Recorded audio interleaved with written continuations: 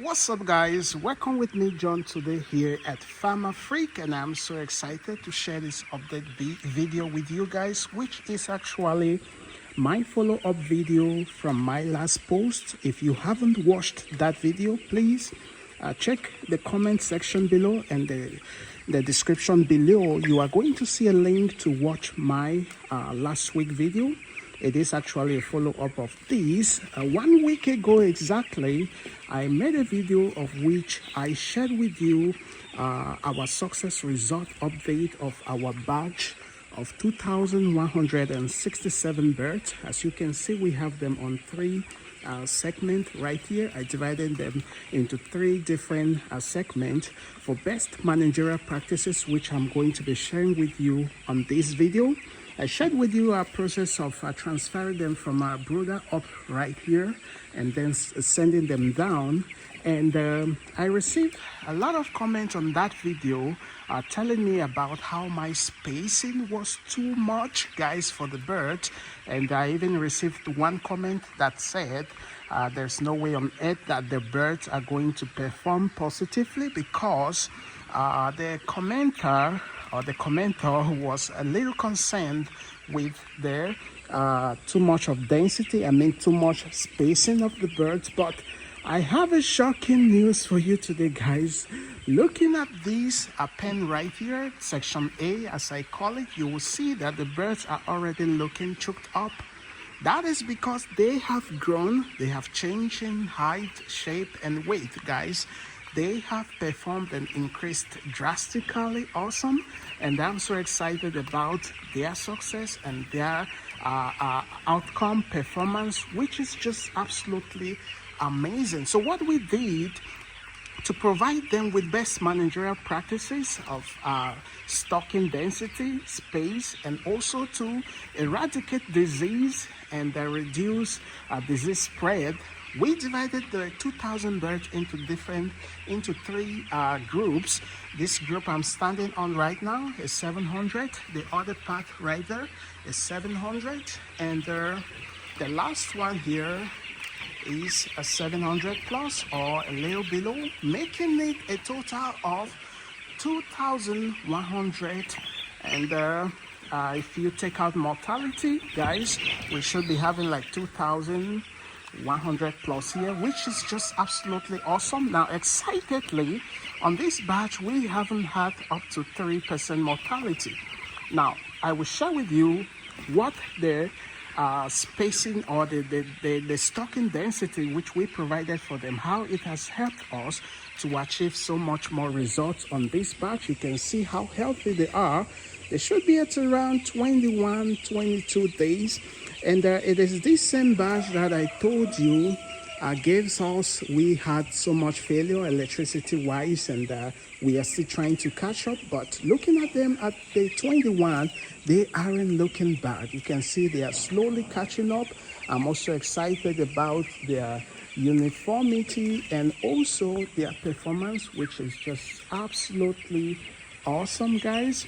So today I'm going to be talking to you about stocking density, what you need to know as a farmer, and how stocking density, the best stocking density, spacing requirement for them, how it can positively affect you, or failure for providing that too, how it can negatively affect your birds and your flocks. So stick with me till the end of this video. If you like what I do, please don't hesitate to leave a like. Make sure you leave your comment in the comment section below. I'm going to respond to every comment almost immediately, guys. You can see here, it's already looking very tight. So what we are going to be doing in a few days from now is to open section number 4, and we are going to reduce like 200 from each section and transfer it there. Our goal is that we want to provide our birds with enough of space, stocking density, which in turn is going to be beneficial and benefit us a lot. So space availability is a crucial factor in the welfare and productivity of broiler birds. Now, you want to know that in this video, like I said, I want to tell you how space can affect broiler birds, okay? Number one is health and welfare. Now, overcrowding can lead to stress, aggression, and injuries, okay? Which you as a farmer, you have to be very, very observant. Now, among broiler birds, it can also increase the spread of diseases and parasites in the flock. Now, adequate space allows birds to move freely, now exhibit natural behaviors, and reduce the risk of various health problems, okay? So that is the first reason why providing your birds with enough space, you are going to benefit. You are going to benefit health and welfare. Let's go to number two, growth and development, which is one of my most focused tip on this video. Growth and development, okay? Now, limited space can restrict the movement of broiler birds, affecting their muscle development and overall growth. Now, proper space allocation enables birds to exercise and then stretch their muscles and grow at a healthy rate. Just as you're seeing these birds right now, they have enough space to move freely, to jump, to sleep, and to do all they want to do. In return, it is helping them to grow and develop, which is just absolutely awesome, guys.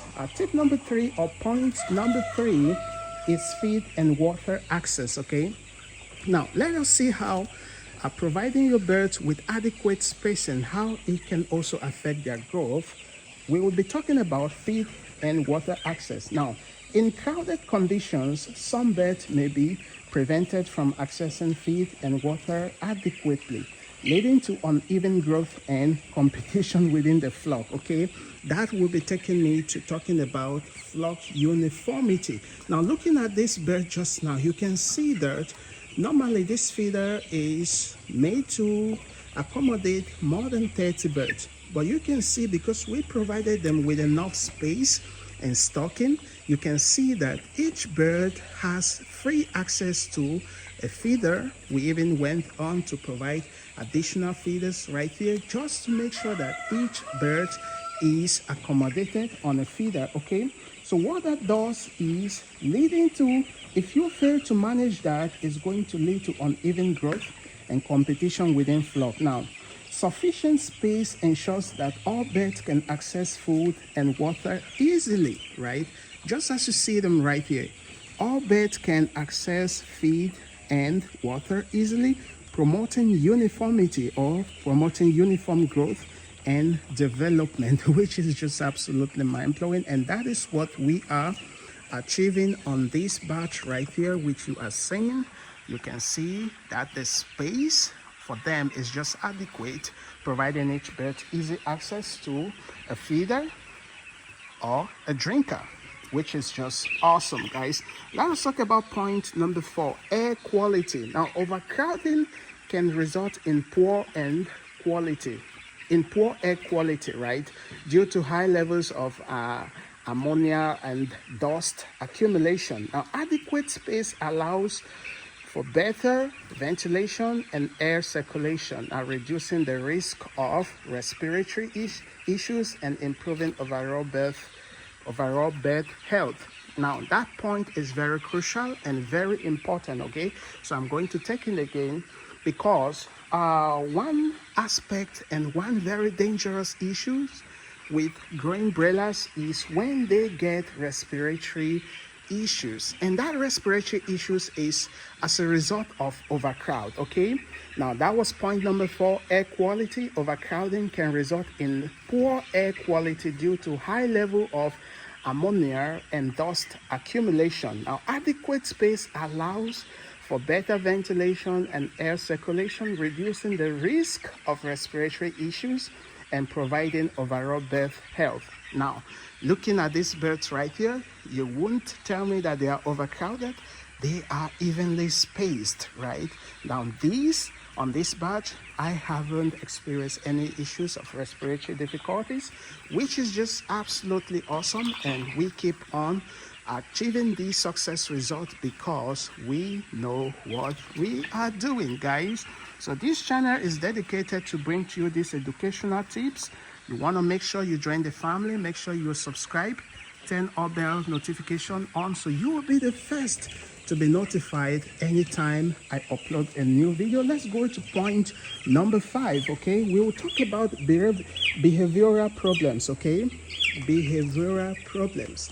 Now, which is also an issue if you fail to manage your stocking density or space adequately. It's going to affect their behavior, right? I know you will be a little surprised that birds too have some behavioral aspect of your life, which you have to be key observant of them, right? Now, broiler birds kept in cramped conditions may exhibit abnormal behaviors such as feather pecking, now cannibalism, and aggression. Now, I have experienced these issues personally. I have seen instances where birds becomes cannibals, okay? Yeah, they becomes cannibal. I'll take that point again. Broiler birds kept in cramped conditions may exhibit abnormal behavior such as feather pecking, right? Cannibalism and aggression. Now, providing enough space allows birds to establish a social hierarchy. Is that hierarchy or something like that? Now, which is just absolutely awesome. Now, you can see the spacing right here. Now, that also is going to reduce stress and exhibit natural behavior. So, you want to be very observant. Your goal as a farmer is for your birds to exhibit natural behaviors, okay? Now, in commercial broiler production, space requirements are often regulated by industrial standards and guidelines to ensure optimal welfare and productivity. It is essential for farmers, of course, producers alike, to provide adequate space for broiler birds to strive and reach their full potential, which for this batch, we are doing just 99% awesome on this batch. You can see what we have right here, and today is day 7. I'll tell you about mortality. This spacing, best practicing, has helped us achieve very low mortality.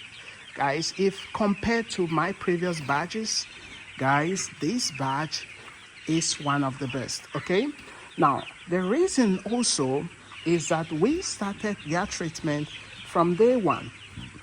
From the day they were brought into the farm, right? If you watched my last video, I told you you should divide your broiler treatment in different quarters. The first quarter of their life is quarter 1, day 1 to day 10, right? You have to provide their medication for day 1 to day 10. If you don't know what you are treating from day 1 to day 10, visit any veterinarian doctor around and you ask them. They will tell you, get those medications, treat them day 1 to day 10. From day 11 to day 20, that is the second quarter of their life. Now, there are also medication, there are also treatment that you should treat them.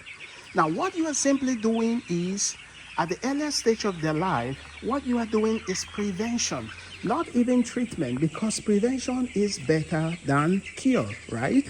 Prevention is better than cure. Now, from day 20 to day 30, that stage also has its own treatment or prevention. Now, my advice to you is that you shouldn't accumulate quarter 1 treatment or prevention to quarter 2 treatment and prevention to quarter 3 treatment and prevention. In that case, you're going to find yourself in a dilemma where you'll see your birds lying down dead, and then you'll start running from one veterinary doctor to another.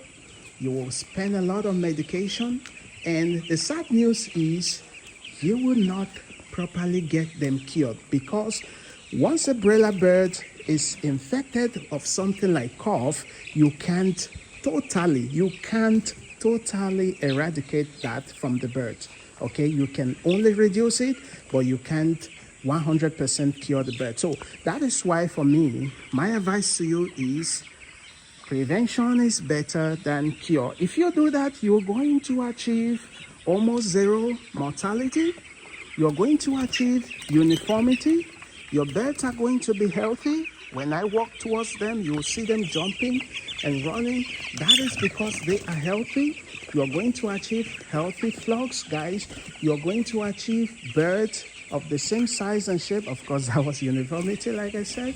So at the end, you will be profitable in your venture as a poultry farmer, guys. The end result is that you minimize the risk, you minimize mortality, you minimize unnecessary expenditures, because if you don't treat them in their different quarters, you will land yourself in much more problems when you get to higher quarters, which I don't want you to get yourself into. So I hope you found some value, you learned something. If you did, please show me some love. Leave a like on this video. Make sure you subscribe, turn all the notifications on so you'll be the first to be notified once I upload a new video. I will be seeing you around shortly. This was John, and peace out.